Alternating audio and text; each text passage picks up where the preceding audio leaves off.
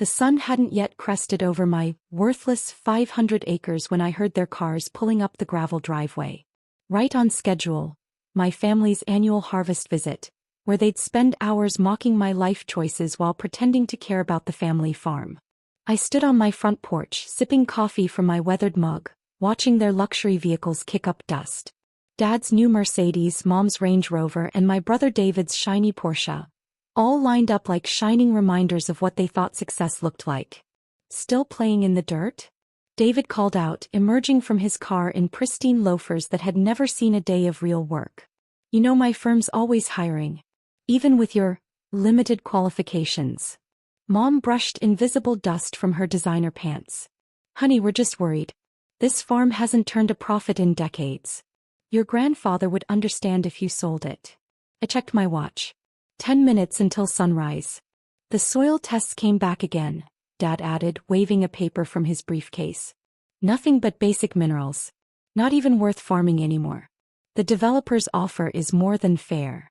I poured another cup of coffee, hiding my smile. They never bothered to ask why I'd spent 3 years studying geology after inheriting the farm. Never questioned why I'd installed state-of-the-art scanning equipment instead of new tractors. Never wondered why I'd been turning down 8-figure offers from developers. The first rays of sunlight pierced the horizon. Right on time, a low rumble filled the morning air. "What's that?" David squinted into the distance. Around the bend came the convoy, 12 Tesla-branded transport trucks, their electric motors humming quietly. Behind them, more vehicles bearing logos from Apple, Samsung, and other tech giants. The lead truck stopped and a woman in a crisp business suit stepped out. "Ma'am, your rare earth metals are ready for transport. Mr. Musk sends his regards and wants to confirm your dinner meeting in Austin next week." Dad's coffee cup crashed to the floor of the porch. "Rare earth metals? The largest deposit discovered in North America," I confirmed, watching their faces. "Those basic minerals in your soil test? They're worth more than your entire law firm's annual revenue. Per acre." Mom grabbed the porch railing for support. But the developers wanted to build condos on top of billions in tech-grade minerals." I nodded to the Tesla representative. "Start loading. The first shipment goes to the quantum computer facility." David's perfectly manicured hand trembled as he pulled out his phone, probably Googling rare earth mineral prices. "This can't. How much?" "More than your entire hedge fund manages," I replied. "That's why Elon's been calling.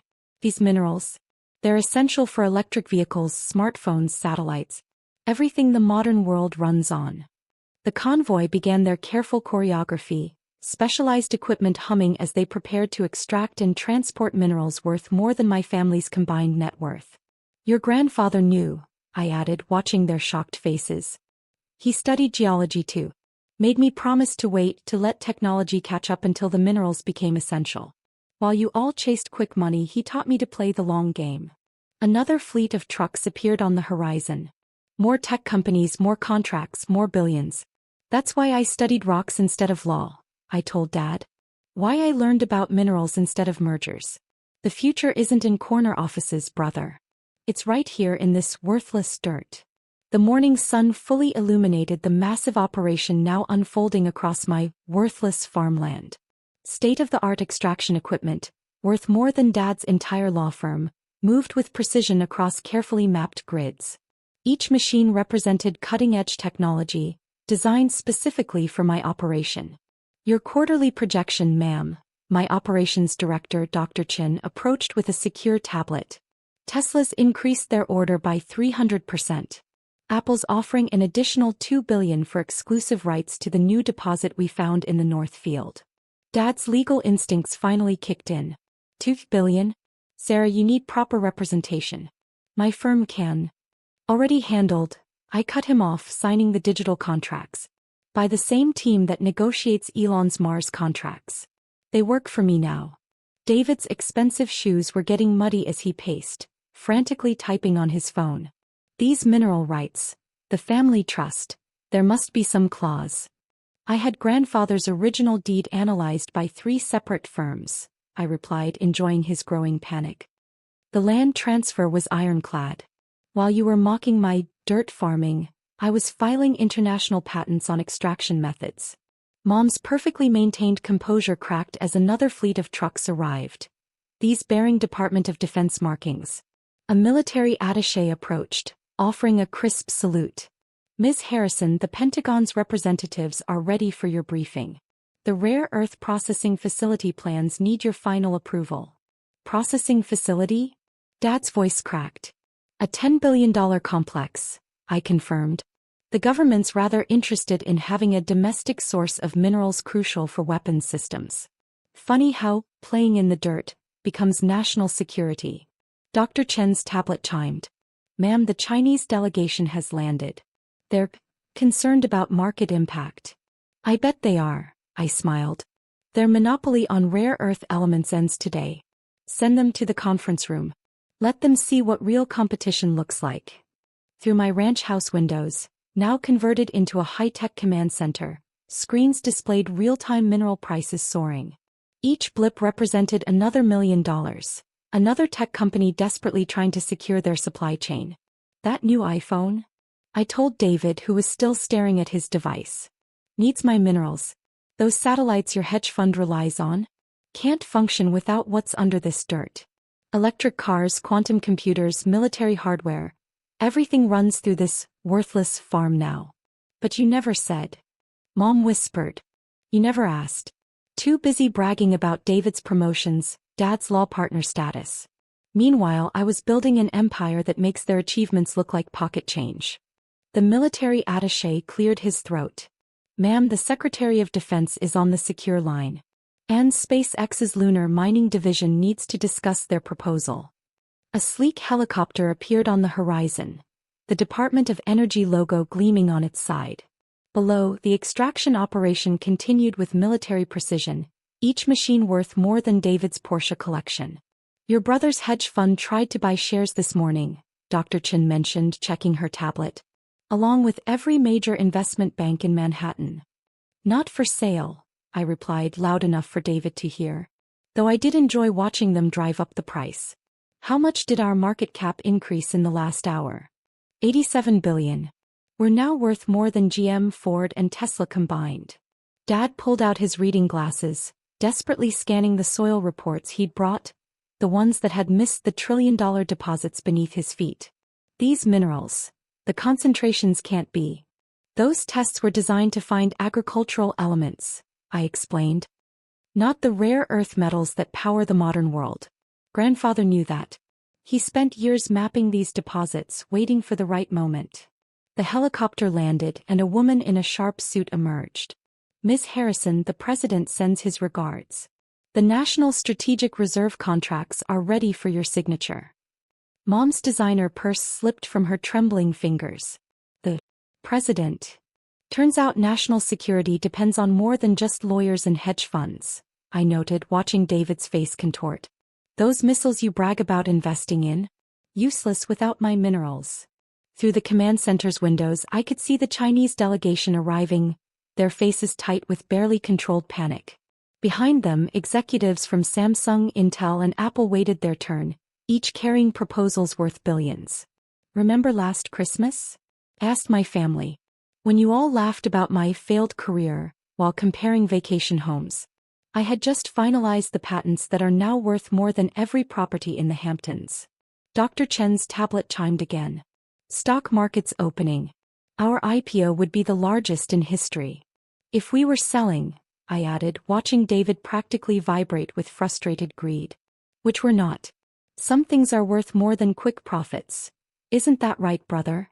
The military attaché approached again. Ma'am, the quantum computing facility plans need your approval. And NASA's calling about the Mars mission requirements. Dad's legal papers slipped from his fingers, scattering across my polished command center floor. Each page represented their outdated understanding of wealth and power, now literally beneath my feet. That development offer you brought? I reminded him. The one you called too good to refuse? The minerals under their proposed parking lot are worth more than their entire company.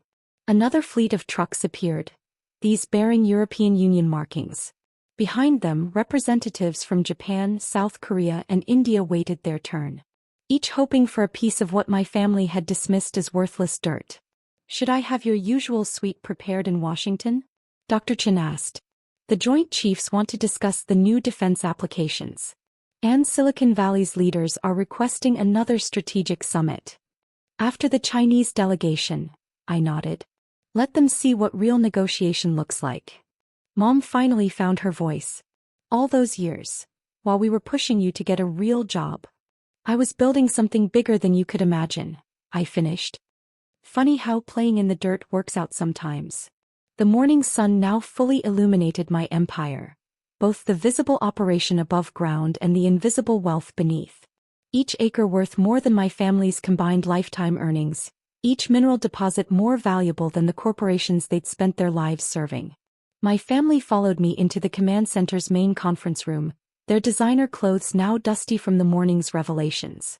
Through floor-to-ceiling windows, they watched as their understanding of power and wealth was completely rewritten. "Latest market impact projections, ma'am," Dr. Chen announced, activating the room's holographic display. Global supply chains appeared in glowing detail. Every major tech company, every military contractor, every emerging technology now dependent on my worthless farm. "The Chinese delegation is ready," my security chief informed me. "Their analysts just confirmed our production capacity." "And?" I asked, though I already knew the answer. "They're unsettled. Your single deposit contains more rare earth elements than their entire national reserve." Dad, still clutching his now meaningless legal papers, sank into a conference chair. "Single deposit? There's more. The North Field alone could supply the world's technology needs for 50 years, I confirmed, watching their faces.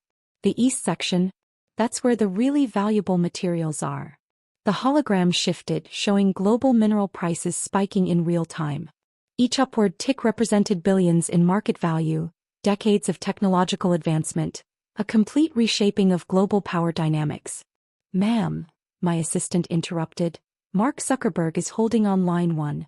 Apple CEO on line 2. The EU Trade Commissioner on line 3.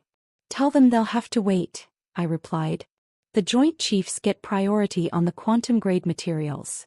David's hands shook as he pulled up his banking app. "Our family trust, all our investments, they're worth nothing compared to a single hour of my production?" I finished. "Correct.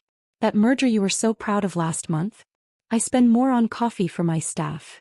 The Chinese delegation entered, high-ranking officials trying to hide their desperation behind diplomatic smiles. Behind them, I could see representatives from every major tech company waiting their turn, each carrying proposals that would have once seemed impossible. "Your brother's hedge fund tried to short our supply chain," Dr. Chen whispered. "Should we show him what real market manipulation looks like?" "No need," I smiled. "He'll learn soon enough."